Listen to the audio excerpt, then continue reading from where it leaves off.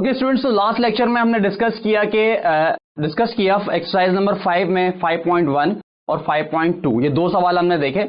अब हम बात करने जा रहे हैं एक्सरसाइज नंबर 5 का ही 5.3। देखते भाई यहाँ पर क्या क्वेश्चन आपके पास मौजूद है। यहाँ पर आप देखें अगर तो लेफ्ट हैंड साइड पर यहाँ मौजूद है भाई x-5 और राइट हैंड साइड पर भी 2x-8। अब मैंने आपको ये कहा था कि आपने अगर x की वैल्यू फाइंड आउट करनी है तो क्या करो, x को किसी एक तरफ रखो और बाकी सारी चीजों को शिफ्ट कर दो दूसरी तरफ।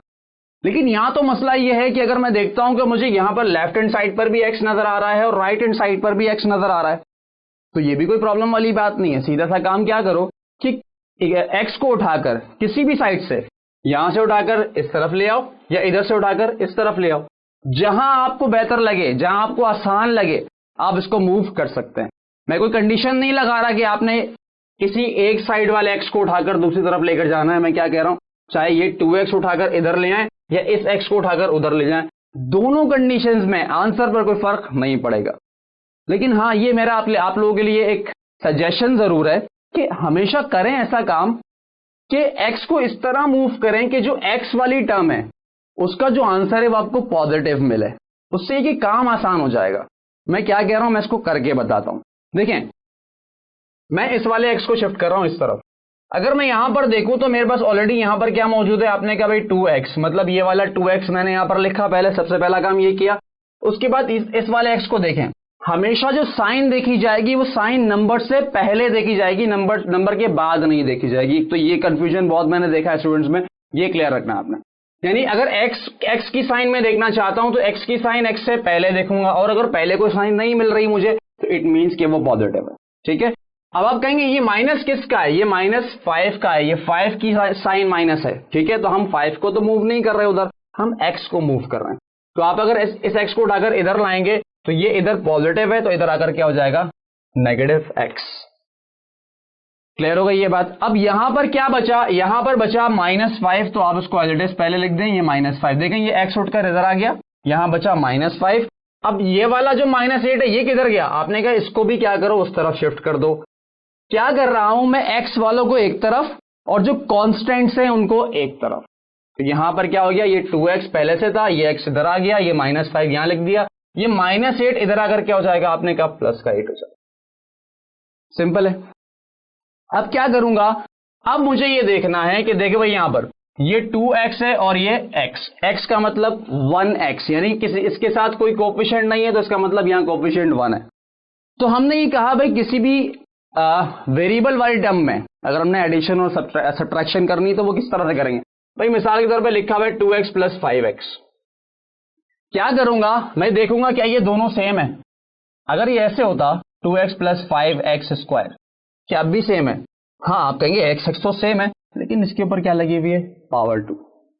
तो यहां पर मुझे ये देखना है कि सेम पावर, सिर्फ सेम होना जरूरी नहीं है क्या। अच्छा, अगर ऐसे लिखा होता 5x + 5y, तो दो बातों का सेम होना जरूरी है, यानी x हो या फिर y हो या फिर z हो, लेकिन उनकी पावर्स भी क्या होनी चाहिए, सेम होनी चाहिए, तो ही वो जमा हो सकते हैं, तो ही वो सब्ट्रैक्ट हो सकता है, अदरवाइज नहीं हो सकते। यहां पर अगर मैं देखूं तो x की पावर क्या है 1, x की पावर क्या है 1, हाँ मैं इन दोनों को ऐड कर सकता हूं, तो ये हो जाएगा। अब ऐड कैसे करूंगा, ऐड इनके कोएफिशिएंट्स को करूंगा, यानी 2 और 5, तो 2 + 5 क्या हो जाएगा 7, और ये x सिर्फ एक दफा लिखा जाएगा। तो मैं ये कहूंगा, क्या कहूंगा, 2x + 5x किसके बराबर है, 7x के बराबर है। मैं ना इसको ऐड कर सकता हूं ना मैं इसको ऐड कर सकता हूं, पॉसिबल नहीं। क्लियर हो गई बात। अब यहां पर अगर यही सेम बात सब्ट्रैक्शन के लिए भी है। अब यहां पर अगर मैं देखूं तो x का कोएफिशिएंट क्या है, x का कोएफिशिएंट है, आपने कहा भाई कोई कोएफिशिएंट नहीं है, तो इसका मतलब यहां कोएफिशिएंट है 1। अब क्या करूंगा, इस 2 में से इस 1 को क्या कर दूंगा, सब्ट्रैक्ट कर दूंगा, तो 2 - 1 क्या आएगा, 1x। तो याद रखें 1 लिखने की जरूरत नहीं है। आप कहते हैं ना हर नंबर के नीचे भी 1 होता है, उसकी पावर भी 1 होती है, उसकी कोएफिशिएंट भी 1 होता है। कभी लिखा है इस तरह लिखा हुआ देखा आपने नंबर, नहीं। क्या करते हैं, हम नहीं लिखते इसको, क्योंकि हम ये बात जानते हैं, एक प्रॉपर्टी रियल नंबर की, मल्टीप्लिकेटिव आइडेंटिटी। तो 1 जो नंबर है इसको कहते हैं मल्टीप्लिकेटिव आइडेंटिटी। इसका मतलब क्या है कि 1 किसी भी नंबर से मल्टीप्लाई होता है तो उस नंबर की सेहत पर कोई फर्क नहीं पड़ता।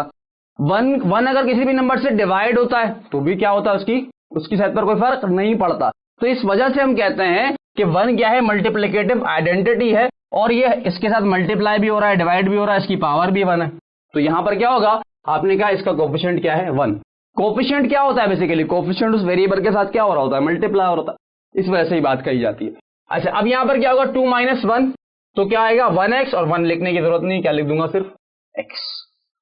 अब यहां देखिए ये -5 और ये प्लस का 8, अब ये 8 प्लस का है, 5 माइनस का डिफरेंट साइन है, अभी बताई थी लास्ट लेक्चर में बात, क्या कहा था मैंने आपसे कि आपने क्या करना है, साइन अगर डिफरेंट होंगी तो आपने सब्ट्रैक्ट करना है, और जो आंसर आएगा, जो नंबर आएगा सब्ट्रैक्ट करने के बाद, उस नंबर के साथ बड़े नंबर वाले साइन लगानी है आपने। 8 - 5 करूंगा तो क्या आएगा, आपने कहा 3 आएगा, ठीक है। अब 8 के साथ साइन क्या है प्लस, क्योंकि 8 बड़ा नंबर है, इसकी प्लस है तो इसकी भी साइन क्या आएगी, प्लस आएगी, तो खत्म हो गई बात, यहीं पे आपके पास आ गया आंसर। अब बच्चे अमून परेशान होते हैं, फिर x को इधर लिखें। देखें हम असल में जिस सिस्टम से पढ़कर आ रहे हैं वहां हर चीज को एक तरीकेकार बता दिया जाता है जी, ऐसे करना और ऐसे ही होगा, सही, एक मेथड आपको बता दिया जाता है। हम कभी भी अपने आप को एक्सप्लोर नहीं कर पाते, उस मेथड से बाहर नहीं निकल पाते। अगर मैंने इसको 3 = x लिख दिया तो भी क्या फर्क पड़ता है, कोई फर्क नहीं पड़ता। भाई तराजू है, उसमें एक इधर रखा हुआ है आपके पास तराजू, तो देखा होगा ना आप लोगों ने, इधर रखा हुआ है 1 kg का वेट रखा हुआ है, सही है, और यहां पर कोई भी सामान रखा हुआ है, लेट सपोज कोई फ्रूट रखा हुआ है, सेब रखे हुए। अब क्या होगा, अगर मैं 1 kg का जो ये वेट है उठाकर इधर रख दूं और सेब उठाकर इधर रख दूं, तब भी तो ये बैलेंस ही रहेगा, कोई फर्क पड़ेगा इससे, मतलब इसकी साइड बदलने से तो कोई फर्क नहीं पड़ेगा, ठीक है। 3 = x कहूं या x = 3 कहूं, इसका मतलब बोथ साइड्स आर इक्वल, कोई फर्क पड़ने वाला नहीं है। तो चाहे तो इसको ऐसे भी लिख लें, चाहे इसको वैसे लिख लें, x = 3, बोथ आर सेम।